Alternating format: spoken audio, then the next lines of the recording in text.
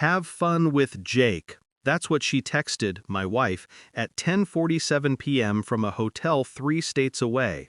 The message blinked on my screen, innocent on the surface, but the words felt surgical, too casual, too familiar.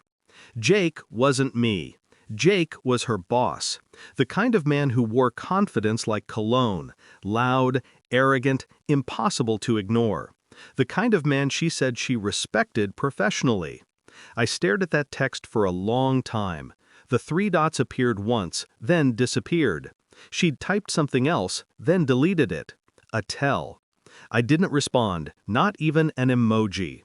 Silence was my reply. My thumb hovered over her name, then drifted down the list to another contact, someone I hadn't spoken to in years. A man whose job was to make problems disappear, and sometimes to make truths appear. I made one phone call, one that didn't need to last more than 30 seconds. Then I sat there in the dark, watching my reflection in the black mirror of the phone screen, wondering if this was the moment I stopped being a husband and started being something colder. The message was still open, glowing faintly. Have fun with Jake. The fun was just beginning. The next morning I played the role. Coffee, emails, routine. The silence in the house felt heavier than usual, like it knew. She had said it was a team-building retreat. 3 days of workshops, dinners, and trust exercises. Trust. The irony stung. She'd been distant for months, laughing at texts that came too late at night, guarding her phone like it contained state secrets. I told myself I was paranoid. Married people grow distant sometimes. Careers, fatigue, routine, excuses stack up until you start mistaking them for reasons. But that text wasn't routine. It was a confession wrapped in sarcasm. And I'd been in business long enough to know that sarcasm is often the truth's disguise. I pulled up the company's website.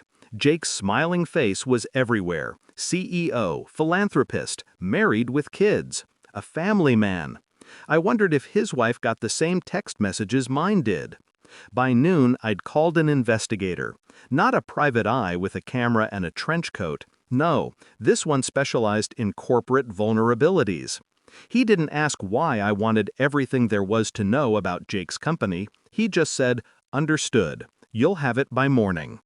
And for the first time in weeks, I slept. The file arrived encrypted at 5:42 a.m. I opened it while the sun broke over the blinds, painting long bars of light across the table. It was poetic, almost cinematic, light slicing through darkness. Inside that file was everything Jake had buried under expensive lawyers and offshore accounts. Money laundering, internal fraud, bribes disguised as consulting fees, a rot at the core of his empire. And my wife's name mentioned in passing. Expense reimbursements, flight upgrades, a private suite charged under client relations. That phrase hit me like a blade dipped in honey. Client relations. I closed the file, then opened it again. I read every word, twice. Externally, I was still, my breathing steady, my pulse calm. But inside was a furnace, controlled, contained, waiting. I made another call. This one lasted longer. I spoke less. By the end of it, I had transferred several documents to the appropriate people, anonymous tips, routed through servers that would take weeks to trace. And then, I waited. The next morning, the explosion wasn't literal, but it was loud enough. Jake's company froze trading at 8:13 a.m. By 8:47, his name was trending for all the wrong reasons. Embezzlement, corruption, words that strip reputations bare in seconds. I imagined her in that hotel room, phone buzzing, news alerts piling up, Jake's voice rising through the walls.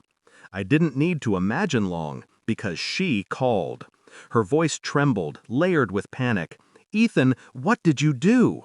I didn't answer that. I asked, calmly, "Did you have fun with Jake?" Silence.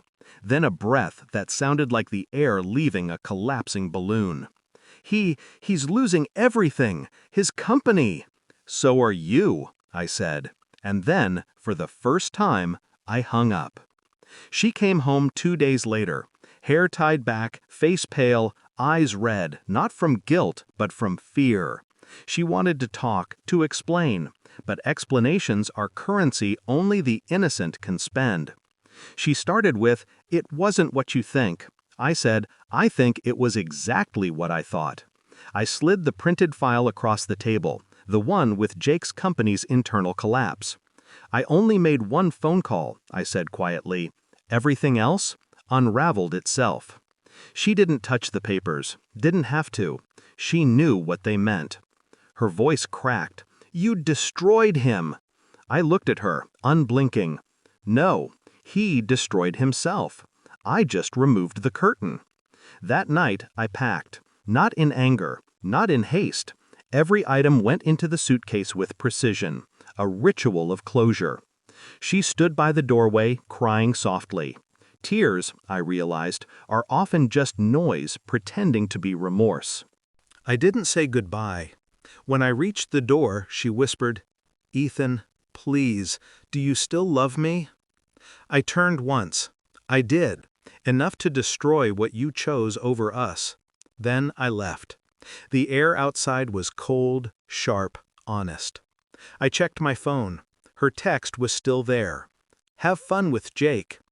I deleted it, not because it hurt anymore, but because it no longer mattered. Some love stories end in forgiveness.